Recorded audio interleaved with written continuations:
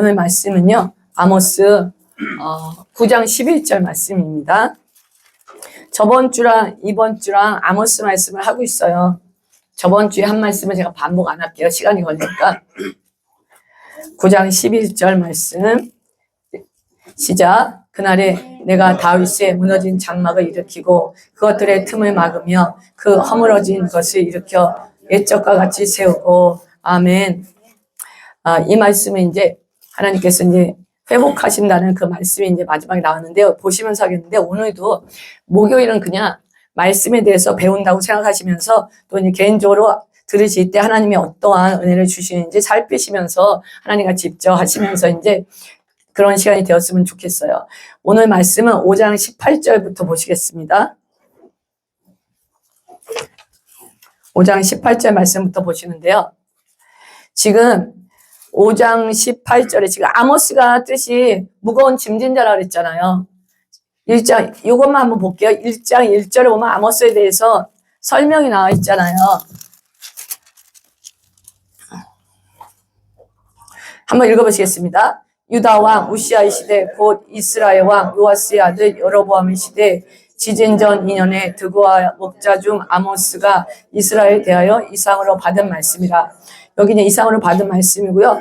유다에는 우시아 왕 때, 그 다음에 이제 북이스라엘은 여로보암 때인데 굉장히 이제 솔로몬 때처럼 많은 영토를 차지하고 부흥했을 때라고 말씀드렸어요. 아모스의 뜻은 아까 말씀드린 것처럼 무거운 짐진자고요. 5장 18절에서 적으시면 좋아요. 우리 친구들, 우리 청경채 없으면 좀 뒤에서 갖다 해주시거나 부모님 옆에 앉아서 보게 해주세요.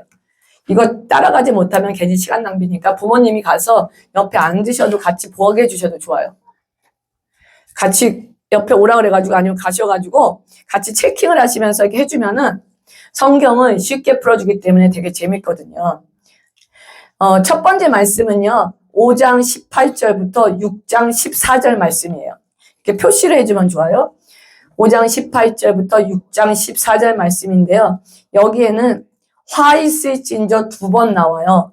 그러면서 화 있을진저로 시작하는 저주의 시예요. 저주. 이게 여호와의 날의 두려움과 이 지도자들의 죄를 갖다가 지적하는 게 여기 지금 5장 18절부터 6장 14절이에요. 제가 읽어드릴게요. 18절 보면 화 있을진저 여호와의 날을 사모하는 자여 너희가 어찌하여 여호와의 날을 사모하느냐 그날은 어둠이요 빛이 아니라. 원래 여호와의 날은요 승리의 날이에요. 이스라엘이 이제 접근하고 하나님의 도움으로 승리했잖아요. 여호사밧 때도 그 찬양대가 앞에 가면서 적군을 무찌르고 그게 여호와의 날의 원래 뜻인데, 지금 여기서는 이제 심판의 날, 순종하지 않음으로써 심판의 날로 바뀌는 거예요. 여기 여호와의 날이. 근데 여호와의 날의 특성을 계속 보면은 여기 그랬잖아요. 어두워요. 빛이 아니에요. 요한계시록 마태복음 24절에 빛이 없고 해가 어두워지고 달이 붉어지는 그런 톤으로 계속 가고 있어요. 19절에 보면요. 마치 사람이 사자를 피하다가 곰을 만나거나 혹은 집에 들어가서 손을 벽에 대었다가 뱀에 물린 같도다. 여호와의 날은 빛 없는 어둠이 아니며 빛만 없는 캄캄함이 아니냐. 그러니까 19절은 피할 수 없다는 거예요. 사자를 피하다가 곰을 만나요. 집에 벽에다 손을 대는데 뱀을 만나는 거거든요. 그러니까 여호와의 날은 피할 수 없다는 거고요. 29절은 뭐냐면 빛을 찾을 수 없는 흑암이 왔다는 거예요. 더 이상 빛을 찾을 수 없다는 거거든요. 21절을 보면 21절 같이 읽겠습니다. 내가 너희 절기를 미워하며 멸시하며 너희 성회들을 기뻐하지 아니하나니. 그 다음에 계속 같이 읽겠습니다. 22, 23, 24절 같이 읽겠습니다. 너희가 내게 번제나 소제를 드릴지라도 내가 받지 아니할 것이요 너의 살찐 인생의 화목제도 내가 돌아보지 아니하리라. 내 노랫소리를 내 앞에서 그칠지어다. 내 빗밭소리도 내가 듣지 아니하리라. 오직 정의를 물같이 공의를 마르지 않는 강같이 흐르게 할지어다. 여기서 보면은 형식적인 예배는 아무 소용이 없다는 거예요. 그래서 참 우리 무섭잖아요. 솔직히 우리가 지금 수목금 예배를 드리죠. 주일날도 예배드리잖아요. 또 가정에서도 예배드릴 수 있어요. 그러니까 어떤 예배든지 그냥 형식적으로 시간 돼서 왔어? 그러니까 자리 채우고 가는 거는 아무런 의미가 없고 아무런 능력과 파워와 효력이 없다는 거거든요. 그래서 이제는 첫 번째로 우리가 예배에 정말 신령과 진정, 진심으로 예배 드리고 잠깐이라도 예배 드리면서 예배 속에서 능력받고 말씀의 지와 총명 계시형을 받고 욕심이 있으셔야 돼요. 오늘 이렇게 눈길을 뜯고 오셨을 때 욕심이 있으셨어요? 없으셨어요? 있으셔야 돼요. 그냥 갈 수 없잖아. 난 여기 그냥 갈 수 없잖아. 은혜 받고 청년 충만 받고 가야지. 그런 사모함으로 있으면요. 사모함이 와요, 진짜로. 그러니까 우리 아이들도 왔을 때 엄마 아빠 따라왔지만 사모함을 가지셔야 돼. 나 그냥 갈 수 없어. 다윗처럼 솔로몬처럼. 하나님 나에게도 은혜 주세요. 지혜와 총명과 계시형을 열어주시옵소서. 말씀을 깨달아지게 하시옵소서. 이런 간절한 소망이 있으면요. 그대로 돼요, 안 돼요? 저는 여기까지 오는 게 정말 대단하다고 생각해요. 그러면 소망을 가지면 하나님 부어주실까요? 안 부어주실까요? 예쁜데 부어주셔야지. 그렇잖아요. 예쁘잖아요. 부어주셔야죠. 예. 여기서 24절에 보면은요. 이제 사람들은 그런 거예요. 예배를 드리고 제사를 드리면은 그러니까 예배와 제사를 행복과 번영을 누리는 수단으로만 생각하는 거야. 내가 예배 드리고 하나님 이렇게 헌금 내고 하면은 하나님 나 잘 살게 할 거야. 이 땅에서 부자 되게 하고 공부도 잘하게 할 거야. 좋은 남자친구, 좋은 여자 이렇게만 생각했다는 거야. 그러니까 자기가 복 받기 위한 수단으로 생각했다는 거거든요. 그게 아니라는 거예요. 그리고 밖에 나가서는 자기 생각대로 사는 거야. 자기 마음대로 사는 거야. 자기가 계획한 대로 사는 거거든요. 그러니까 이중적인 삶이 하기 때문에 이거 아니라는 거예요. 이렇게 하나님 받으시지 않는 예배라는 거고요. 그 다음에 이제 우리가 24절 한번 읽어보게. 다시 시작. 오직 정의를 물같이 공의를 마르지 않은 강같이 흐르게 하리니. 5장 24절 이제 그 말 24절 우리가 저번 주에 이제 주제 말씀한 건데 여기서 정의가 justice예요. 영어로 justice. 그리고 공의가 righteous예요. righteous. 사실 justice, righteous 좀 구분이 어렵잖아요. 그쵸? 구분이 어려운데 하나님이 우리에게 구원을 주셨잖아요. 하나님이 우리에게 구원을 주셨는데 이거 하나님의 공의예요. 공의. 이해되시죠? 공의. righteousness예요. 그리고 하나님이 우리를 이제 나중에 심판하시잖아요. 심판하시는 거를 하나님이 정의, justice라 그래요. 조금 이해되시죠? justice예요. 그러니까 이거요. 죄는 미워해야 돼요. 그렇잖아요. 우리가 죄를 사랑하면 안 돼요. 죄는 미워하는 게 죄는 미워하고 죄인은 미워하지 말라 그러잖아요. 그 말이 이제 정의롭게 심판하되 죄인은 그러니까 잘못한 것에 대해서 심판을 하셔야 돼요.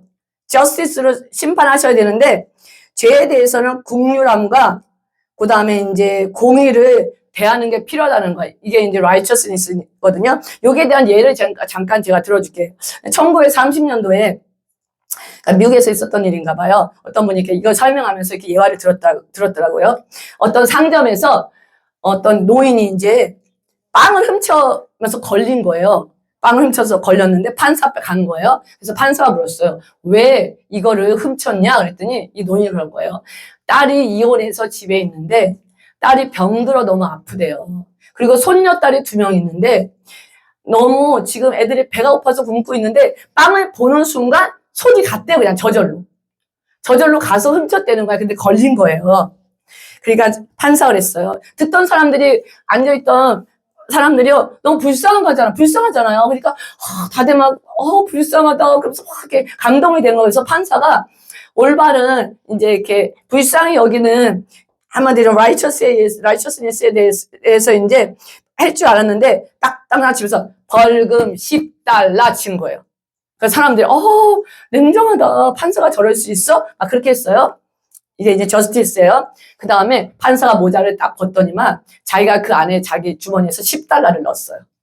10달러를 넣으면서 우리가 저 사람을 케어 안 하고 돌봐주지 않고 우리가 이제 무시하고 지나갔기 때문에 저 사람이 지금 이렇게 빵을 훔치게 됐다. 우리의 탓도 있다니까 여러분들이 50센트씩 그때 10달러는 컸대요. 1930년 50센트씩 넣어달라 그랬어요. 그래서 돌아다니까 사람들이 감동을 한 거야. 그냥 판사의 말에서 전부 다 50센트씩 넣었어. 그랬더니 총 얼마가 거쳤냐면은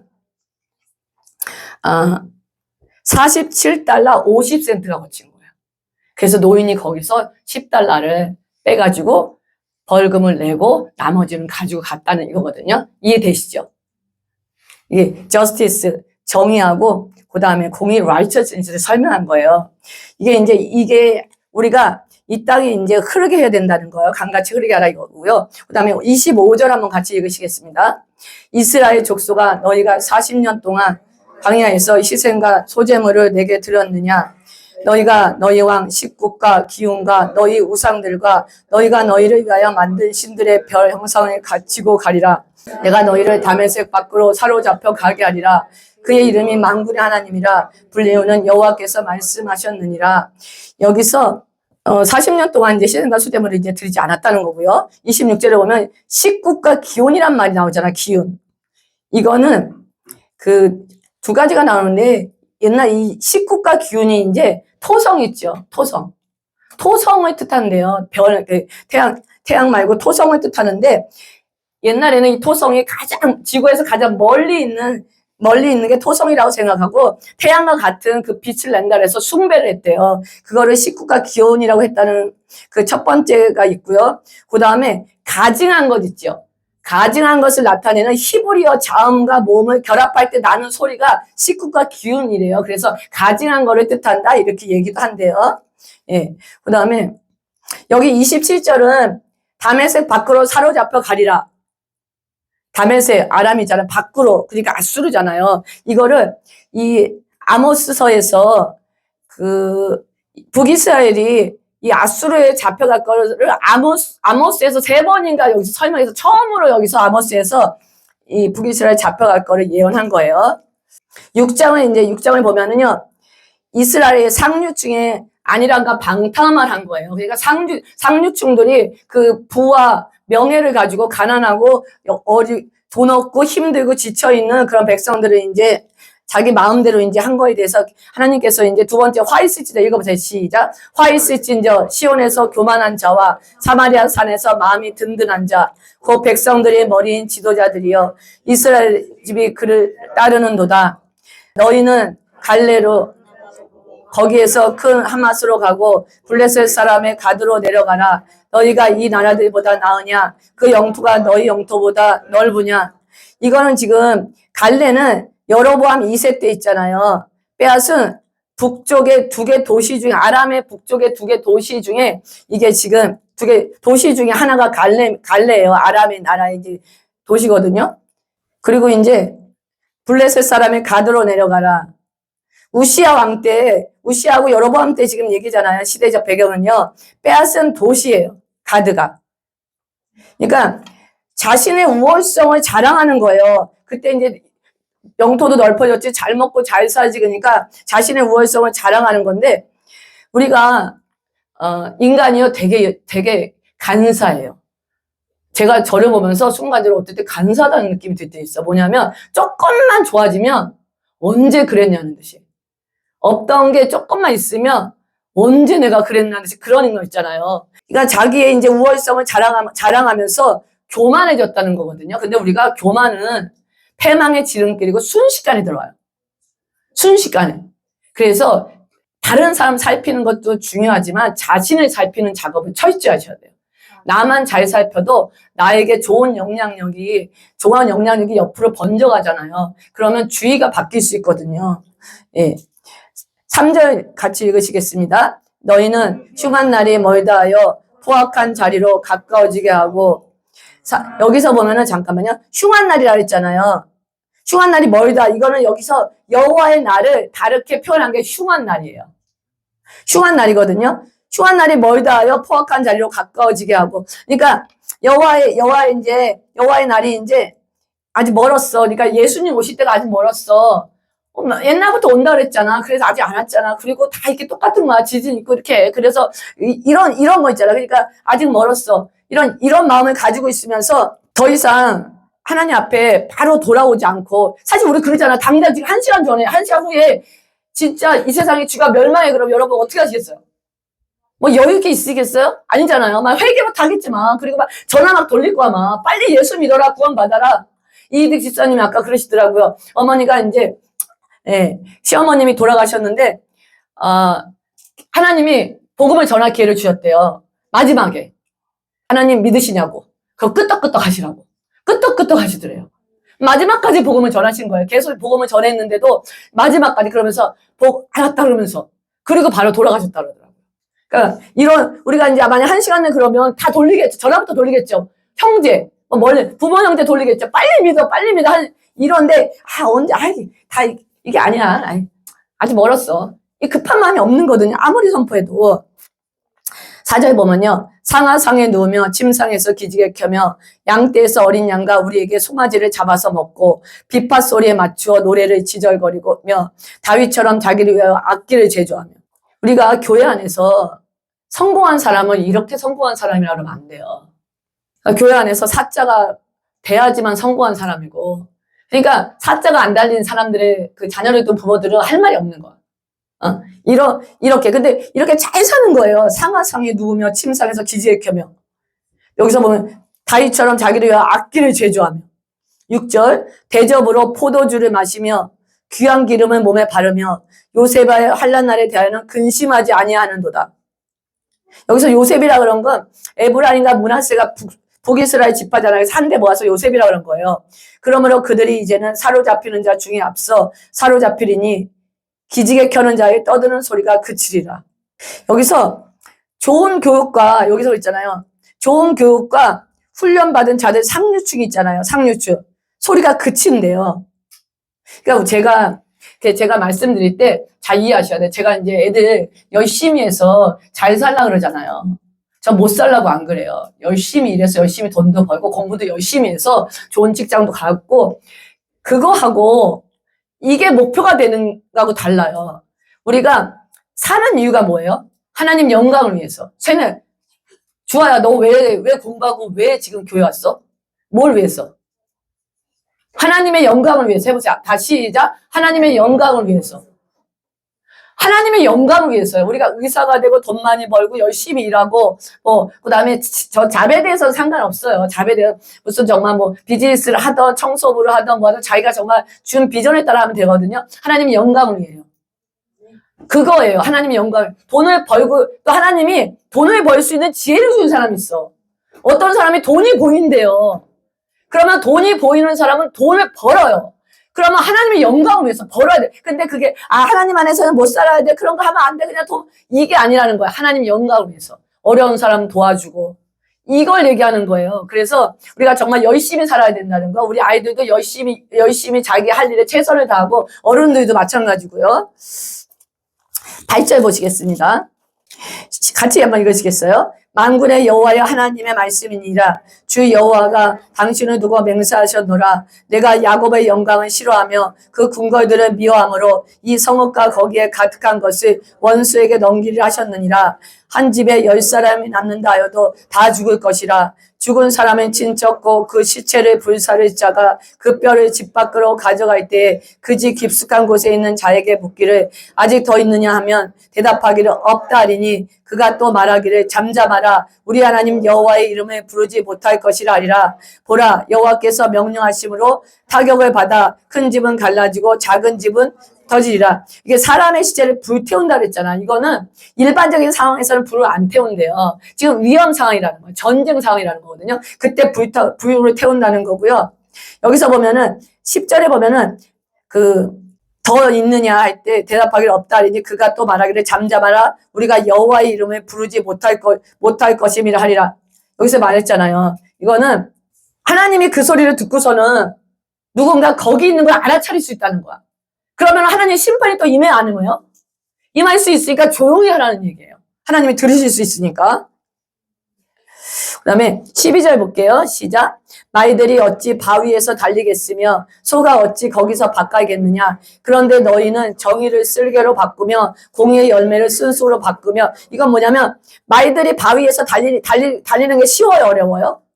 안 되잖아요. 그리고 소가 어찌 거기서 소가 바위에서 막 가는 게 가능해 안 가능해요? 힘들거든요. 가능 안 해요. 힘들어요. 근데 너희는 이게 가능이 안 하는데 너희는 정의를 쓸개로 공의의 열매를 쓴쑥으로. 이게 뭐냐면 쓸개는 독을 얘기하고요. 쓴쑥은 악을 얘기해요. 여기서 니네가 해서 안 되지. 소용없는 짓을 하고 있다는 거거든요. 불가능한 짓을 저지르고 있다는 거예요. 지금. 예를 들어 설명한 거예요. 13절 보면요. 험한 것을 기뻐하며 이르기를 우리는 우리의 힘으로 뿔들을 취하지 아니하였느냐 하는도다. 자기 힘으로 이제 뿔들을 취하지 아니하느냐. 그러는 거예요. 14절. 만군의 하나님 여호와의 말씀이니라. 이스라엘 족속아 내가 한 나라를 일으켜 너희를 치리니 그들이 하만 어귀에서부터 아라바 시내까지 너희를 학대하리라 하셨느니라. 이거 이제 여기서 한 나라를 일으켜서 치신대요. 여기서 보면은 하만 어귀에서 아라바 시내까지 있잖아요. 하만 어귀는 저번에 이제 지도를 이제 보여드렸을 때 그 아람 그쪽 가까이 아람 쪽 북쪽이에요. 그래서 이거는 북이스라엘의 여로보암 시대 때 북이스라엘을 가리킬 때 나타낸 말이에요. 하람 그 북쪽 끝 하람 어귀에서부터 아라바가 그 사이에 있죠. 홍해 그 끝까지를 얘기한대요. 그러니까 그 다스리던 지역이에요. 그 다음에 이제 7장으로 넘어갈게요. 7장 1절부터 6절을 보세요. 6절까지 나눌게요. 7장 1절부터 6절인데요. 이거는 취소된 심판이에요. 여기서 7장 1절에서 6절은 심판하려다가 하나님이 취소하세요. 그리고 이제 7장부터 9장까지 5번의 환상이 나와요. 크게는 이제 5번의 환상이고요. 작게는 7장 1절부터 6절 취소된 심판이에요. 첫 번째, 처음 세 가지 이제 환상을 한번 볼게요. 7장 1절 보시겠습니다. 주 여호와께서 내게 모신 것이 이러하니라. 왕이 풀을 벤 후 풀이 다시 움돋기 시작할 때에 주께서 메뚜기를 지으심에 풀이 다시 나기 시작하는 거예요. 이럴 때 하나님 메뚜기를 지으셨대요. 2절 메뚜기가 땅의 풀을 다 먹은지라 내가 이르되 주 여호와여 청하건대 사하소서 야곱이 미약하오니 어떻게 서리까 하매 여호와께서 이에 대하여 뜻을 돌이키심으로 이것이 이루어지지 아니하니라. 여호와께서 말씀하셨느니라. 이거는 뭐냐면은 지금 메뚜기가 메뚜기를 만들어서 땅의 풀을 다 먹었다 그랬잖아요. 그래서 하나님께서 또 이제 메뚜기를 지어서 또 이제 들어오게 하시는 거지. 이게 북이스라엘 오게 하는 거. 그래서 심한 굶주림으로 인해서 약해지는 백성이거든요. 그러니까 하나님께 청하는 거예요. 간증하는 거예요. 메뚜기 이거를 이제 취소해 달라고. 그랬더니 하나님 뭐라 그랬어요? 취소하신대요. 취소하신다는 얘기예요. 그래서 이게 취소된 첫 번째 이제 환상이에요. 그 다음에 4절 한번 보겠습니다. 그러니까 심한 굶주림으로 약해진 백성을 위해서 하나님께 간구할 때 하나님은 그 재앙을 내리시지 않는다는 거였어요. 그 다음 4절부터 읽겠습니다. 시작. 주 여호와께서 또 내게 보이신 것이 이러하니라. 주 여호와께서 명령하여 불로 징벌하게 하시니 불이 큰 바다를 삼키고 육지까지 먹으려 하는 이에 내가 이르되 주 여호와여 청하건대 그치소서 야곱이 미약하오니 어떻게 서리까 하매 주 여호와께서 이에 대하여 뜻을 돌이켜 주 여호와께서 이르시되 이것도 이루지 아니하리라 하시니라. 여기서 보면은요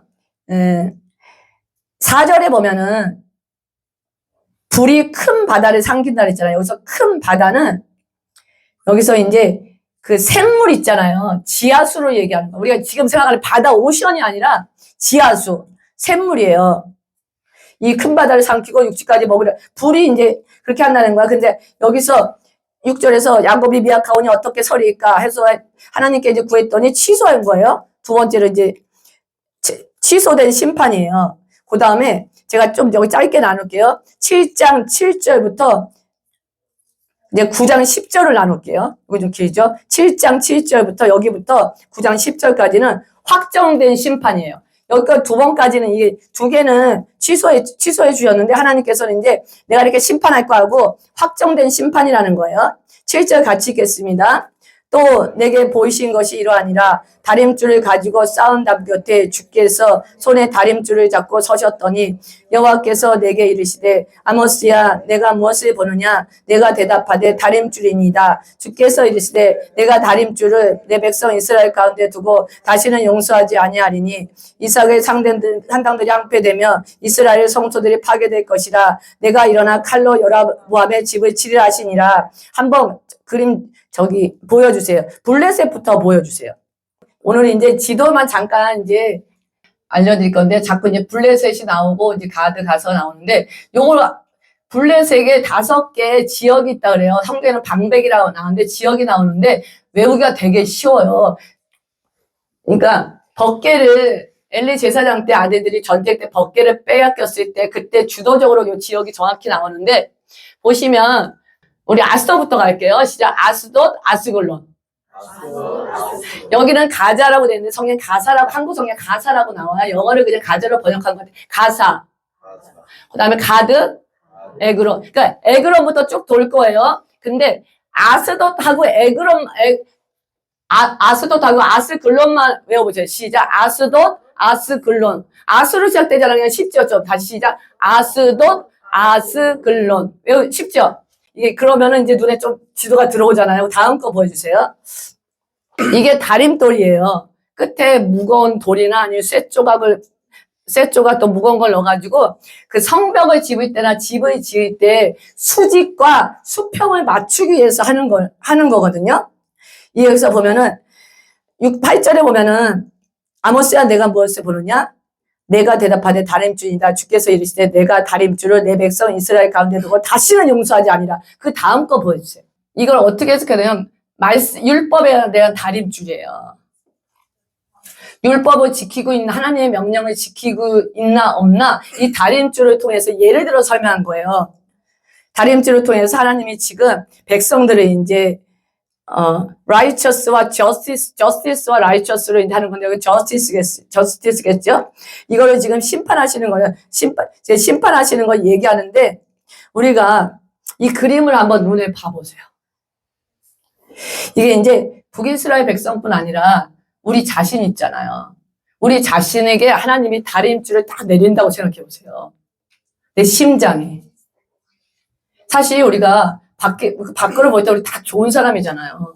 근데 하나님이 겉에 있는 죄를, 밖으로 드러나는 죄를 처리한 다음에 두 번째로 안에 있는 죄를 처리하세요. 외적으로 보이는 거는 사람들이 다 눈치챌 수 있잖아요. 내적으로 보이는 거는 영적으로 분별력이 있는 사람들만 보여요.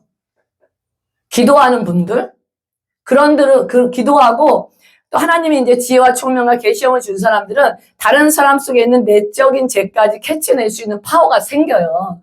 이제 여러분이 이제 그런 이제 기도하시면서 그걸 강구하셔야 돼요. 그러면 첫 번째로 자기 걸 드러내는 작업을 하셔야 돼요. 그 다음에 이제 자기 게 드러났을 때 딴 분을 도와줄 수는 있어요. 그래서 이 다림줄이 말씀을 통해서 내 자신을 지금 이제 하나님께서 보신다고 1년 동안 이 다림줄을 자신의 심장에 두셨으면 좋겠습니다. 9절 이삭의 산당들이 황폐되며 이스라엘의 성소들이 파괴될 것이라 내가 일어나 칼로 여로보암의 집을 치리라 하시니라. 그 다음에 여기서 9절에 보면 이삭이 나오잖아요. 근데 북이스라엘을 이삭이라고 했어요. 이삭의 산당들이. 이거는 이삭이란 말이 여기서 2번인가 나오는데 이거는 아모스에서만 볼 수 있는 거예요. 다른 데서는 북이스라엘을 이삭의 산당, 이삭의 이런 식으로 표현 안 했어요. 이건 좀 아셔야 되고요. 그 다음에 이제 10장 같이 읽으시겠습니다. 여기서부터는 이제 아모스가 이제 베델에서 쫓겨나는 거예요. 여기서 단이 금송아지를 세우는 데가 단하고 베델에 있다 그랬잖아요. 근데 단은 그 외곽 변두리에 있기 때문에 그래 중요하지 않은 장소였대요. 근데 이제 베델은 저번주에 얘기했듯이 바로 남유다와 국경을 마주하는 데 있었거든요. 그래서 굉장히 큰 장소였어요. 그래서 10절 읽으시겠습니다. 시작. 그때 베델의 제사장 아마샤가 이스라엘의 왕 여로보암에게 보내어 이르되 이스라엘 족속 중에 아모스가 왕을 모반하나니 그 모든 말을 이 땅에 견딜 수 없나이다. 여기서 제사장 아마샤는 아마 직분이 높은 제사장일 거예요. 거기서. 그 다음에 11절 아모스가 말하기를 가래 죽겠고 이스라엘은 반드시 사로잡혀 그 땅에서 떠나겠다 하니라. 아까 얘기했잖아요. 아모스에서 처음으로 이제 아까도 얘기했듯이 북이스라엘이 망할 거라는 걸 정확히 선포한 거예요. 12절 아마샤가 또 아모스에게 이르되 선견자야 너는 유다 땅으로 도망하여 가서 거기에서 떡을 먹으며 거기에서나 예언하고 다시는 베델에서 예언하지 말라. 이는 왕의 성소요 나라의 궁궐임이니라. 여기서 12절은 떡을 먹으며라고 했잖아요. 그러니까 우리가 선견자들이나 또 이제 선지자들은 그걸 통해서 양식을 얻을 수 있거든요. 그래서 거기 가서 너가 예언하고 선교하면서 남유다 가서 여기서 북이스라엘 사지 말고 가서 먹을 걸 얻으면서 있으라는 거예요. 그랬더니 이제 여기서 그러니까 나라를 소란하게 하면 내란죄라 그래. 내란죄를 갖다가 그런 뒤집어 씌운 거예요. 14절 보세요. 아모스가 아마시아에게 대답하여 이르되 나는 선지자가 아니며 선지자의 아들도 아니라 나는 목자여 뽕나무를 재배하는 자로서. 이건 뭐냐면 나는 그걸 통해서 떡을 먹고 양식을 얻는 사람이 아니야. 나는 목자여 뽕나무를 재배하는 자리거든. 그것에서 충분히 먹고 사는 사람이라는 거예요.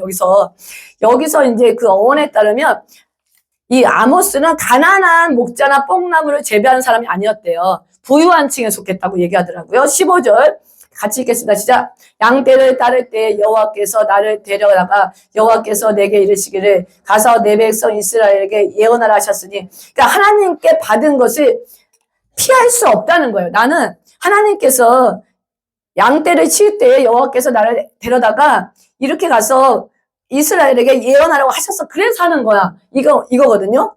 16절. 이제 너는 여호와의 말씀을 들을지니라. 내가 이르기를 이스라엘에 대하여 예언하지 말며 이삭의 집을 향하여 경고하지 말라 하므로. 여기 아까 이삭의 집이 여기 아모스에서 북이스라엘의 이삭의 집이라고 한 거는 이제 아모스에서만 나온다 그랬잖아요. 북왕국의 얘기예요. 이제 하지 말라는 거잖아. 하지 말라는 거죠. 17절 시작. 여호와께서 이와 같이 말씀하시기를 내 아내는 성읍 가운데 창녀가 될 것이요 내 자녀들은 칼에 엎드려지며 내 땅은 측량하여 나눠질 것이며 너는 더러운 땅에서 죽을 것이며 이스라엘은 반드시 사로잡혀 그의 땅에서 떠나리라 하셨느니라. 이건 누구를 향해 얘기하는 거예요? 제사장 아마샤를 향해서 얘기하는 거예요. 자기를 향해서 하지 말라고 제와는 아마샤를 향해서 하는 건데, 우리가 여기서도 저번 주에도 제가 이제 이 아모스 할 때 말씀드린 것 같아요. 마지막 때 여러분 입술에 아니면 누구에게 하나님의 메시지를 주는 분이 있을 거예요. 근데 이제 우리가 그런 어떤 급한 때가 아닐 때는 어떤 말씀을 받아도 자신이 좀 소화하면서 자신이 중보기도하는 게 굉장히 첫 번째로 중요해요. 하나님이 거의 중보기도를 하라고 주세요. 근데 하나님이 진짜 입에 말씀을 주고 강력히 가서 외치라 할 때가 있으실 거예요. 그럴 때는 외치셔야 돼요. 그럴 때는 이렇게 핍박이 오더라도 하나님이 근데 그 느낌을 잘 잡으셔야 돼요. 진짜 외치려는 건지 중보하려는 건지, 아니면 또 하나님이 기회를 주시면 그 사람을 만나서 하나님께 알려주는지 외쳐야 되는지, 그런 걸 잘 잡으셔야 돼요. 8장 1절 읽으시겠습니다. 주 여호와께서 내게 이와 같이 보이셨느니라. 보라, 여름과일 한 광주리와. 여기서 보면 여름과일 한 광주리라고 그랬잖아요. 그 여름 과일이 이게 헬라어로요 카이스래요. 그리고 마지막을 나타내는 게 캐스래요. 그래서 어원이 같기 때문에 여름 과일을 여기서 예를 들었다 이렇게 말하시는 분들이 있어요. 이렇게 말을 하세요. 그리고 또 이제 이 해석을 이제 성경을 이렇게 해석해야 된다는 분들이 있는데, 어떻게 해석하냐면 여름 과일 한 강주리가 아주 잘 익은 무르익은 가실이잖아요. 무르익은 가실과 그 다음에 이제 북이스라엘이 끝이 완전히 무르익었어. 죄로 무르익은 북이스라엘을 두 가지를 이렇게 이런 식으로 번역해야 된다는 분도 있어요. 이렇게 생각하시면 되고요. 2절. 그가 말씀하시되 아모스야 내가 무엇을 보느냐. 내게 이르시되 여름과일 강광주리인 다음에 여호와께서 내게 이르시되 내 백성 이스라엘 끝이 이르렀은즉 내가 다시는 그를 용서하지 아니하리니 그날에 궁전의 노래가 애곡으로 변할 것이며 곳곳에 시체가 많아서 사람이 잠잠히 그 시체들을 내어버리라. 주 여호와의 말씀이니라. 아멘. 잠잠히 이제 시체를 갖다가 내버리고 이런 일이 지금 생긴다고 하나님께서 이제 심판을 얘기하시는 거거든요. 여기서 보면 잠잠히 그 시체를 내어버리라, 이 말을 잠잠하라는 명령으로 이해해야 된다 그러더라고요. 더 이상 이제 죄 지은 백성이 이제 잠잠하라. 더 이상 이제 죄 짓지 말고 이제 더 이상 하나님에 대해서도 더 이상 이제 못하는 거죠. 요구를 못하는 거죠. 잠잠하라는 그런 명령으로 이제 보는 것이 더 낫다고 얘기하더라고요. 4절 읽으시겠습니다. 가난한 자를 삼키며 땅에 힘없는 자를 망하게 하려는 자들아 이 말을 들으라. 5절. 너희가 이르기를 언제 지나서 우리가 곡식을 팔며 안식일이 언제나 지나서 우리가 말을 내게 하고 에바를 작게 하고 세계를 크게 하여 거짓 저울로 속이며. 이건 뭐냐면 안식일하고 월삭에는 예배를 드리기 때문에 물건을 사고 팔 수가 없잖아요. 그러니까 이제 장사하는 사람들, 부자들이 자기가 거래가 중단돼서 불편한 거야, 이제. 돈을 못 버는 거예요. 그런 거에 대해서 지금 얘기하는 거예요. 지나서 우리가 밀을 내게 할 거. 그리고 에바는 이제 그 곡식 있죠. 곡식을 담는, 측정하는, 이게 사각형의 그런 이제 담는 그릇, 사각형의 그런 재는 건데, 측정하는 건데요. 그거를 보면 에바를 작게 해. 작게 해가지고 이익을 남기는 거죠. 제대로 이제 재서 주는 게 아니고요. 세계를 크게 한다는 것은요. 세계는 은을 재는 저울 있잖아요. 저울이에요. 그러니까 무게를 측정하는 단위가 이제 세겔이었대는데 세계를 크게 하니까 이제 조금 줄 것도 크게 해버리면은 여기서 이제 속이는 거죠. 더 많은 이제 이득을 남기려고 이렇게 하는 거거든요. 그다음 6절 보겠습니다. 은으로 힘없는 자를 사며 신한 걸레로 가난한 자를 사며 찌꺼기 밀을 팔지 않은도다. 자, 엄청난 이제 폭리죠. 신한 걸레로 가난한 자를 사며.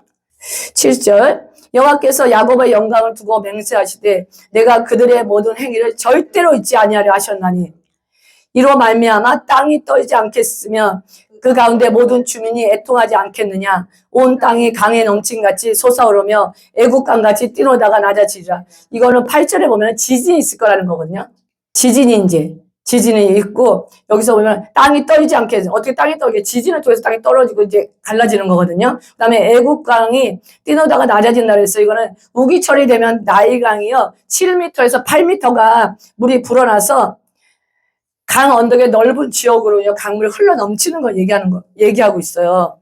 얘기하는 건데, 이런 이제 재난이 이제 있다는 거예요. 9절 보겠습니다. 주 여호와의 말씀이나 그날에 내가 해를 내 낫에 지게 하며 백주의 땅을 깜깜하게 하며 너희 절기를 애통으로 너희 노래를 애곡으로 변하게 하며 모든 사람에게 굵은 배로 허리를 동이게 하며 모든 머리를 대머리가 되게 하며 독자의 죽음으로 말미암아 애통하게 하며 결국은 공고한 날과 같게 하려. 신명기의 말씀이 이루어지는 거예요. 말씀을 지키지 않았을 때 이루어진다는 건데 굵은 배로 허리를 동이며 사람이 죽었을 때 하는 거잖아요. 모든 머리를 대머리가 되게 이것도 사람이 죽었을 때 하는 거거든요. 그리고 이집트에서 출애굽할 때는 장자를 죽였잖아요. 근데 여기서는 더 심하다는 거야. 하나뿐이 없는 외아들 있죠. 독자의 죽음. 외아들을 다 죽여버린다는 거예요. 그래서 결국은 공고한 날과 같이 된다는 거거든요. 이게 이제 9절에 보면은 백주의 땅을 캄캄하게 하면 그런 말씀이 있잖아요. 그 성경에서 주로 어두움을 얘기하는데 이거는 이제 마지막 때 여호와 날의 증상, 나오는 현상이기도 하고요. 우주적으로 마지막 때 여호와 하나님이 예수님이 오실 때 나타나는 그런 현상이기도 해요. 그걸 같이 오버랩해서 이제 얘기했어요. 11절 보시겠습니다. 주 여호와의 말씀이니라 보라 날이 이를지라 내가 기근을 땅에 보내리니 양식이 없어 주림이 아니며 물이 없어 가람이 아니요 여호와의 말씀을 듣지 못한 기갈이라. 여기 보면 조금 뭐가 회복되는 느낌이 들지 않으세요? 조금? 근데 그건 아니에요. 어쨌든 이제 하나님의 말씀을 구하여도 이제는 얻지 못하는 때가 온다는 거예요. 하나님이 그렇게 돌아오라 했어요. 그러니까 노아의 방주가 타기 전까지 타는데 안 타죠. 딱 문이 닫히는 순간 어땠어요? 두들겼죠? 열려요, 안 열려요? 안 열려. 이거 안 열렸다고 또 하나님은 나쁘다. 아셔야 돼요. 안 열려요. 여기에서 이제는 더 이상 말씀을 구하여도 얻지 못하려 했거든요. 그러니까 우리가 믿지 않는 형제 자매들 기도할 때 간절한 거예요. 이 전까지 믿어야 되잖아요. 끝까지 기도해야 되고요. 12절 보면 시작. 사람이 이 바다에서 저 바다까지 북쪽에서 동쪽까지 비틀거리며 여호와의 말씀을 구하려고 돌아다녀도 얻지 못한대 이제 더 이상. 13절 그날에 아름다운 처녀와 젊은 남자가 다갈하여 쓰러지리라. 사마리아의 죄된 우상을 두고 맹세하여 이르기를 다나 내 신들이 살아있음을 두고 맹세하노라 하거나 브엘세바가 위하는 것이 살아있음을 두고 맹세하노라 하는 사람은 엎드러지고 다시 일어나지 못하리라. 이제는 다시 일어나지 못한다는 거거든요. 이게 아까 얘기했던 11절은 좀 긍정적인 느낌을 주는 것 같은데 이제 하나님이 이제는 정말 이제 아수가 쳐들어오고 막 끌려갈 때쯤 되니까 이제 만약에 이제 그럴 때쯤 돼요. 그러면 이제 하나님의 말씀을 이제 들으려고 해. 그런데 늦었다는 거예요. 더 이상 늦었다는 거예요. 이제 9장 이제 마지막 장이에요. 이제 9장 보시겠습니다. 시작 1절. 내가 보니 주께서 제단 곁에 서서 이르시되 기둥 머리를 쳐서 문지방에 움직이게 하며 그것으로 부셔서 무리의 머리에 떨어지게 하라. 내가 그 남은 자를 칼로 죽이리니 그 중에서 한 사람도 도망하지 못하며 그 중에서 한 사람도 피하지 못하리라. 이게 이제 마지막 환상이에요. 제단 위에 하나님이거든요. 문지방 기둥 머리를 그러니까 집을 기둥 머리 있잖아요. 그거를 받침하는 기둥 머리를 확 쳐버리려는 거야. 그 문지방이 움직이게 하여 그것으로 부서져 머리에 떨어져 한 사람도 피하지 못하게 한대요. 2절 같이 읽겠습니다. 그들이 파고 스올로 들어갈지라도 내 손이 거기에서 붙잡아낼 것이요 하늘로 올라갈지라도 내가 거기에서 붙잡아내릴 것이며 갈매산 꼭대기에 숨을지라도 내가 거기에서 찾아낼 것이며 내 눈을 피하여 바다 밑에 숨을지라도 내가 거기에서 뱀을 명령하여 물게 할 것이며 그 원수 앞에 사로잡혀 갈지라도 내가 거기에서 칼을 명령하여 죽이게 할 것이라. 내가 그들에게 주목하여 화를 내리고 복을 내지 아니하리라 하시니라.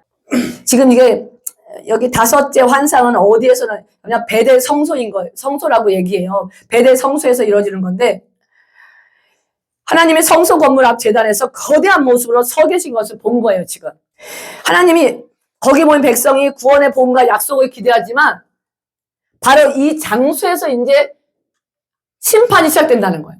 마지막 심판이. 5절 읽으시겠습니다. 주 만군의 여호와는 땅을 만져 녹게 하사 거기 거주하는 자가 애통하게 하시며 그 온 땅이 강에 넘친같이 솟아오르며 애국강같이 낮아지게 하시는 이유. 아까 8장 8절 말씀과 비슷한 말씀. 지진이 일어나는 거예요. 아주 큰 지진이 일어났다고 하잖아요. 7절 여호와의 말씀이니라. 이스라엘 자손아 너희는 내게 구수족속 같지 아니하냐. 내가 이스라엘을 애굽 땅에서 블레셋 사람을 갑돌에서 아람 사람을 기르에서 올라오게 하지 아니하였느냐.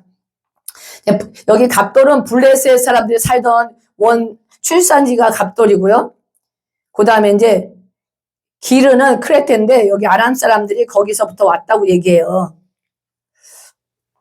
8절 보라 주 여호와의 눈이 범죄한 나라를 주목하노니 내가 그것을 지면에서 멸하리라. 그러나 야곱의 집은 온전히 멸하지는 아니하니라. 여호와의 말씀이니라. 다 멸하지는 않으시겠대요. 9절 보라 내가 명령하여 이스라엘 족속을 만국 중에서 체질하기를 채로 체질한 같이 하려니와 그 한 알갱이도 땅에 떨어지지 아니하리라. 내 백성 중에서 말하기를 화가 우리에게 미치지 아니하며 이르지 아니라 하는 모든 죄는 칼에 죽으리라. 이제 하나님이 이제 심판의 칼을 뽑으셨어요. 뽑으시면 다시 안 넣어요. 뽑으시면 기다리다 마저 뽑으셨다는 거예요. 그 다음에 이건 뭐냐면 하나님은 스스로 여기 10절에 보면 스스로 안전하다고 생각하는 죄인들을 찾아내어 심판하시겠다는 거예요. 내가 뭐 완전해 우리는 지진이라도 땅속에 지진이라도 30년 40년 100년 살 거 해놨으니까 안전해. 다 찾아내겠다는 거예요. 찾아내서 하나님께서는 심판하시겠다는 거거든요. 그 다음에 9장 11절부터 12절 놔둘게요. 이거는 다윗의 무너진 성, 그러니까 왕국의 재건을 얘기해요. 9장 11절부터 12절 왕국의 재건을 얘기하는데 한번 2절을 읽어보시겠습니다. 그날에 내가 다윗의 무너진 장막을 일으키고 그것들의 틈을 막으면 그 허물어진 것을 일으켜 옛적과 같이 세우고 그들이 에돔의 남은 자와 내 이름으로 일컫는 만국의 기업으로 얻게 하리라. 이 일을 행하시는 여호와의 말씀이니라. 아멘. 여기서 보면은 다윗의 무너진 장막을 여기서 여러 가지를 해석하는데 저는 그냥 다윗의 왕국이라고 얘기할게요. 이스라엘이 제사장 나라로 세웠잖아요. 제사장 나라의 첫 번째 하는 거는 뭐냐면은 하나님께 예배드리는 모습을 이방 민족에게 보이면서 이렇게 예배드리는 거 보여주면서 모든 이방 민족들이 모든 나라가 전 세계가 하나님만 예배하고 찬양할 수 있는 그거를 어떻게 배우냐. 이스라엘 백성을 통해서 배우는 거거든요. 그리고 복음을 이방인들에게 전하게 하는 게 여기 이제 이스라엘 다윗을 통해서 이제 만들어진 왕국의 이제 목적이었어요. 그래서 다윗 때 엄청난 강국이었고 솔로몬 때 엄청난 강국이었는데 어때요? 옆에 나라 쳐들어갔어요? 안 쳐들어갔어요? 안 쳐들어갔어요. 그 이유는 뭐냐면 충분히 다른 나라를 점령할 수, 로마처럼 그리스처럼 다 점령할 수 있는데 바벨론처럼 안 점령한 거는 하나님께서 막으신 거예요. 여기 사이 땅이라고 그러잖아요. 아프리카, 뭐 아시아 다 갈 수 있는 유럽까지 통하는 게 사이 땅이거든요. 여기에서 하나님의 제사장 나라로 예배하는 나라로 하나님께서 하신 하나님 본을 보여야 된다는 거거든요. 그래서 이걸 통해서 이방인들, 그러니까 하나님 회복을 얘기하는데 이제 이스라엘을 회복시킴으로써 하나님 회복시킴으로써 주의 믿지 않는 이방 민족이 회복되고 원유맨 있잖아요. 하나가 되어서 이제는 하나님을 예배하는 나라를 만드시겠다는 거예요. 예배하는 나라를 만드시겠다는 거고요. 12절에 보면 거기 에돔이 나오잖아요. 오바다가 바로 뒷장에 오바다 한 장 나오는 게 에돔에 대해서 나와요. 그래서 이 부분은 어떻게 생각하냐면 에돔이 이제 하나님께 이스라엘을 적대함으로써 이 에돔이 엄청난 심판을 받아서 없어지잖아. 나라가 없어지지만 그래도 에돔도 이스라엘에 속해서 하나님을 찬양하고 예배하는 나라가 남은 자를 예배할 거다. 이렇게 이제 말씀해요. 제가 시간이 사무엘하 7장 한번 보세요. 사무엘하 7장 11절. 이거 다윗이 하나님께 이제 왕국을 하나님의 이제 성전을 짓겠다 그랬을 때 이제 그때 하나님이 이제 약속하신 말씀인데 11절 읽겠습니다. 전에 내가 사사에게 명령하여 내 백성 이스라엘을 다스리던 때와 같이 아니하게 하고 너를 모든 원수에게서 벗어나 편히 쉬게 하리라. 여호와가 또 내게 이르노니 여호와가 너를 위하여 집을 짓고 16절 읽겠습니다. 내 집과 내 나라가 내 앞에서 영원히 보존되고 내 왕위가 영원히 견고하게 하셨느니라. 이게 예수 그리스도를 통해서 이루어진 거잖아요. 예수님을 통해서 이루어진 거예요. 영원히. 그래서 예수님이 할 때 다윗의 자손이라고 얘기하잖아. 아브라함과 다윗의 자손 예수 그리스도 이렇게 얘기하는 게 예수님을 통해서 완전히 이제 다윗의 왕국이 이루어지는 거예요. 그 다음에 사도행전 한번 보시겠습니다. 사도행전 15장 13절 시작. 말을 마침에 야고보가 대답하여 이르되 형제들아 내 말을 들으라. 하나님이 처음으로 이방인 중에서 자기 이름을 위한 백성을 취하시려고 그들을 돌보신 것을 시므온이 말하였으니 선지자들의 말씀이 이와 일치하도록 기록된 바 이후에 내가 돌아와서 다윗의 무너진 장막을 다시 지으며 또 그 허물어진 것을 다시 지어 일으키리니 이는 그 남은 사람들과 내 이름으로 일컬음을 받는 모든 이방인들로 주를 찾게 하려 함이라 하셨으니 즉 예로부터 이것을 알게 하시는 주의 말씀이라 함과 같으니라. 이제 이방인들도 이제 하나님께 예배드리고 한 거에 대해서 이제 예루살렘의 리더로 일하던 야고보가 지금 설명한 거예요. 다윗의 무너진 장막이 여기 무너진 장막을 설명할 때 이방인들과 함께 하나님을 섬기는 그 나라가 되어서 그러니까 예수님이 오심으로써 이렇게 완성이 되는 거예요. 완전한 완성은 이제 예수님이 세컨 타임 오심으로써 완전한 완성이 되는 거예요. 그래서 우리가 이제 이스라엘 백성과 우리 이방인들이 하나가 돼서 이 땅에 복음이 계속 편만하게 전해질 때 하나님께서 예수님께서 준비하시고 우리 처소를 준비하심과 여기 준비하심이 될 때 그때 이제 하나님이 완전한 다윗의 장막이 이제 이루어지는 거예요. 예수님을 통해서. 그 다음에 13절 마지막이에요. 9장 13절부터 15절 말씀인데요. 이건 뭐냐면 복의 약속이에요. 그러니까 지금 소선지서를 잘 보세요. 끝이 어떻게 끝나요? 복의 약속해요.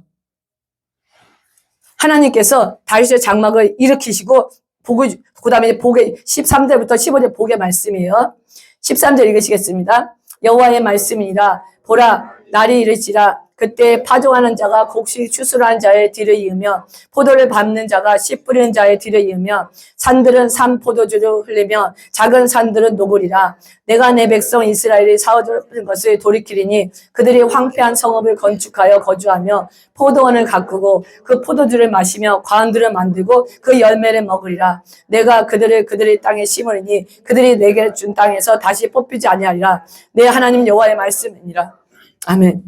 다시 이제 바벨론 포로에 돌아오면서 회복됐잖아요. 2000년 동안 이스라엘이 없었다가 다시 회복됐잖아요. 그리고 여기 보면은 내가 준 땅에서 다시 뽑히지 아니하리라 이렇게 했잖아요. 내 하나님 여호와의 말씀이니라. 저는 이제 그렇게 생각해요. 하나님께서 에덴 동산을 다시 이 땅에 회복하실 때, 천년 왕국 왔을 때 그 다음에 이제 예수님 다시 오셨을 때 완전한 회복 우리한테 이르라는 거잖아요. 우리가 저희 갈매기, 옛날에 조나단 스위프트 시골에 높이라는 새가 멀리 본다는 그 책이 있었는데, 우리가 신앙생활도 마찬가지예요.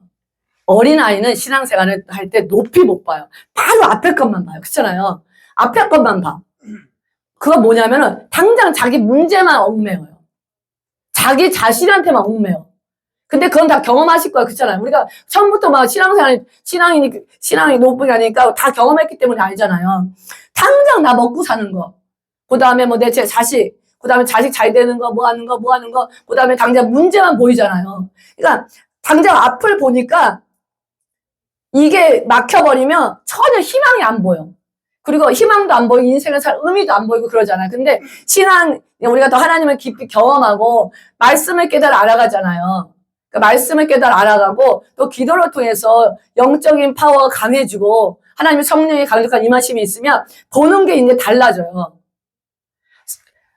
삶이 이제 하나님이 이제 풀어주심도 있어요. 기도하고 하면 다 풀어주세요. 기도하면 믿고 구한 것은 다 받으리라 해서 풀어주는데 강하게 만들면서 점점 환난을 통해서 멀리 보일 수 있는 눈을 키워요. 그러면 우리가 보일 수 있는 최대 멀리가 어디냐 이거예요.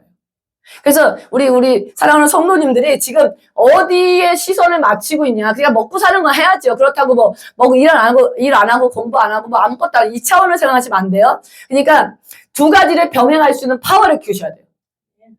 당장 아빠가 일 안 하고 다 때려쳐봐요. 그럼 누가 어떻게, 가정 어떻게, 그렇잖아. 다 쫄쫄 굶잖아요. 그런 차원이 아니에요.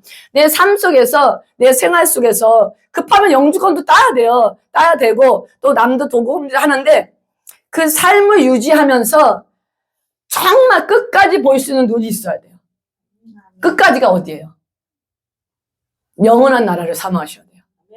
그리고 하나님의 지금 마지막 때 꿈을 품으셔야 돼요.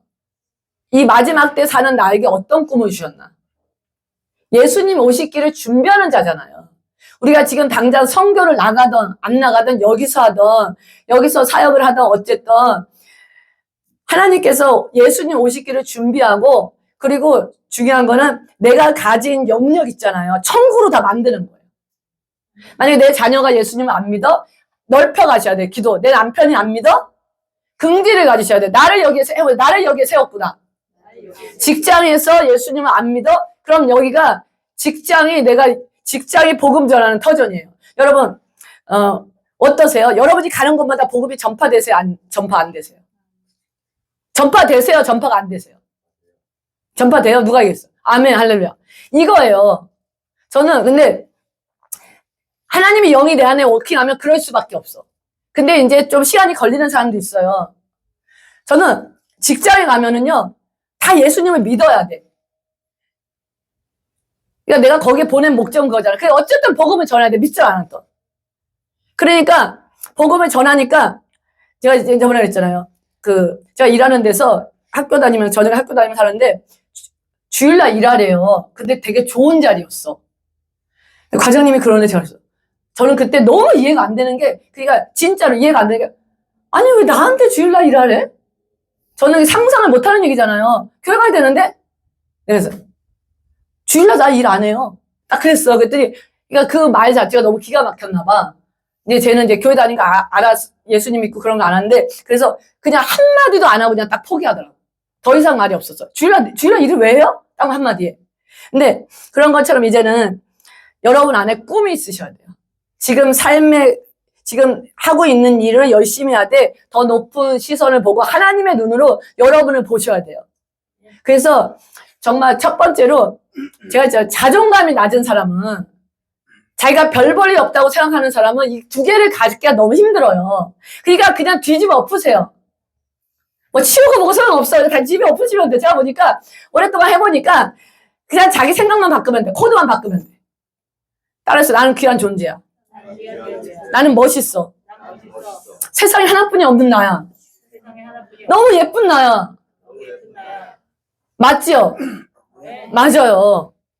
근데 이 생각 코드가 딱 바꾸면은 자신만만해지거든요. 두려울 게 없어지는 거예요. 근데 불행하다고 생각하면 끝없이 불행해. 근데 불행하지만 내가 상황이 힘들고 어렵지만 여러 가지 상황이 있지만 세상에도 아름다운 게 많아. 이렇게 생각해버리면 아름다운 게 너무 많아요.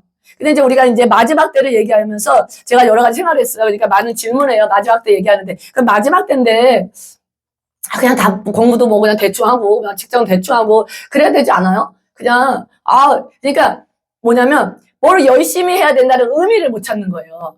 마지막 때인데 예수님 금방 오시는데 뭐 이렇게 할 필요가 있어요? 열심히 뭐 돈 벌어서 뭐 할 필요가 있어요? 이렇게 생각해서 이제 질문하는 분이 많아요. 근데 제가 이제 그럴 때 그래요. 그러면 지금 하고 있는 일 안 하면 뭐 하실 건데요? 마지막 달이고 직장도 안 다녀? 공부도 안 해? 돈도 뭐 제대로 안 벌어? 그럼 뭐 하실 건데요? 그럼 선교 나가실 거예요? 만약에 다 포기하고 정말 주님을 위해서 올인해서 선교 나간다면 모를까? 그렇지 않은 경우는 뭐 할 건데요? 할 일이 없어. 집에서 뭐 할 건데? 맨날 예배 드릴 수 있겠어요? 하루 종일 24시간 예배 드릴 수 있겠어요? 못 드려요. 그러니까 이거예요. 하나님이 지금 주신 상황을 최고의 상황이라고 인정하셔야 돼요. 최고의 상황이라고 인정하시고 최선을 다하시면서 그 안에서 하나님이 주신 또 다른 비전을 보면서 그냥 비전대로 사셔야 돼요. 이게 같이 병행을 하는 삶이 돼야지만 될 수 있어요. 그래서 학생들도 이제 제가 이제 공부를 열심히 하라를 오해하면 안 돼. 학원은 많이 다녀가지고 이렇게 남들이 하는 건 2차원이 아니에요. 그냥 자기가 맡은 일에 최선을 다하라는 얘기거든요. 최선을 다할 때 내가 복음이 전파될 수 있는 거예요. 학교에서 공부를 안 하고 맨날 졸고만 맨날 선생님이 질문해도 몰라 맨날 숙제도 안 해가. 근데 가서 예수 믿어. 예수님 믿으면 천국 간대. 내가 너를 보니까 예수 안 믿겠다. 이 소리가 나오는 거예요. 우리가 복음을 전파하기 위해서 내가 정말 착실한 사람이 돼야 되는 거고 내가 정말 거룩한 사람이 돼야 되는 건데 학생들은 학교에 충실할 때 거룩하고 학생들은 그 다음에 거룩해지고 남들이 볼 때도 인정이 되는 거예요. 직장에서도 마찬가지. 예수님 오실 때 했는데 직장 나갔다 안 나갔다고 맨날 늦게 나와. 그러면서 예수님 믿어 막 그래 막. 그러면 그게 능력이 말의 파워가 없어지잖아요. 이런 거예요. 그래서 우리가 그걸 잘 명심하셔야 돼요. 네, 아멘. 네, 마지막 찬양으로 했던 거 하시면서 기도하시겠는데요. 제가 이제 선지자이면서 엄청 많이 계속 회개가 나와요. 회개가 나오는데, 회개 나오는 거에 끝나면 안 돼요. 이렇게 하나님 마지막 하나님은 그랬잖아요. 다윗의 왕국이 회복되고 다시 하나님이 이렇게 자신 나라를요, 하나님이 약속하세요. 이렇게 하지만 내 나라는 설 거야. 이거에 맞춰서 기도 들어가셔야 돼요.